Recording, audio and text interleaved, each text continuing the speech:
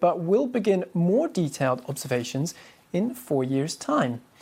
Well, Emily Lakdawalla is a planetary scientist. She's been following this mission closely and joins us live from Los Angeles just now. Emily, very good afternoon to you there in LA. Tell us, what does this mission hope to achieve? Well, this mission is a flagship mission, a huge mission with a lot of plans to do science at Mercury. It's following up there's only been 2 previous missions to Mercury, one a long time ago, Mariner 10, and then more recently NASA's Messenger mission. And this one, BepiColombo, is designed to answer a lot of the questions raised by that Messenger mission. So we mentioned in the introduction there, the spacecraft is shooting past Mercury. It's not actually landing on the planet, is it? What are we watching for in the coming hours? Well, the main thing that this flyby is supposed to accomplish is to alter the orbit, alter the trajectory of the spacecraft as it goes around the sun. They would love to be able to enter orbit right now because that's, after all, the goal of this mission is to orbit Mercury for a couple of years and gather lots of science data. But it's very difficult to enter orbit at Mercury. It's a very small planet and the gargantuan gravity of the sun is very close by. So they'll have to fly past it a total of 5 times before finally entering orbit in 2025. So really all they really want to hear is that the spacecraft is healthy and safe and its trajectory is exactly what they want, but they'll also be getting some science data from this encounter. You mentioned the aircraft staying healthy and safe. This is obviously very close to the sun.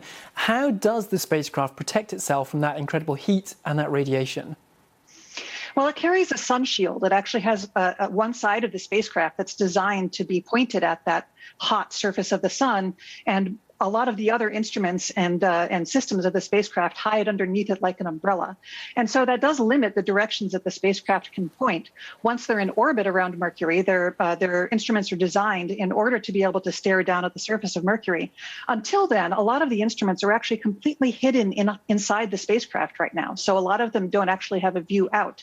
But many of them don't need a field of view. There are things like magnetometers and dust counters and other stuff that are operating just fine through the flyby and will be taking data throughout.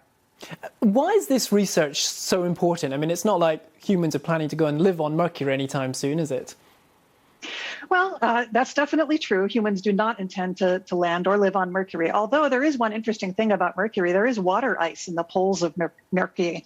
It has impact craters that have dug deep holes into the poles, and because there's a hole at the pole, then the sun doesn't shine in the bottom of the crater, and it can actually have water ice down there. And so there is actually a resource there if humans ever did want to go. But no, this is mostly about scientific curiosity. It's about curiosity about Mercury, about how it formed, about some very strange aspects of Mercury, like why its magnetic field is so offset, why there's so much carbon on the surface, why its core is so big. And a lot of these questions feed into a much bigger question, which is how did our solar system form in the first place? And that does lead back to us because it is to answer the question of how we got here, about how our solar system generated an Earth that could support life.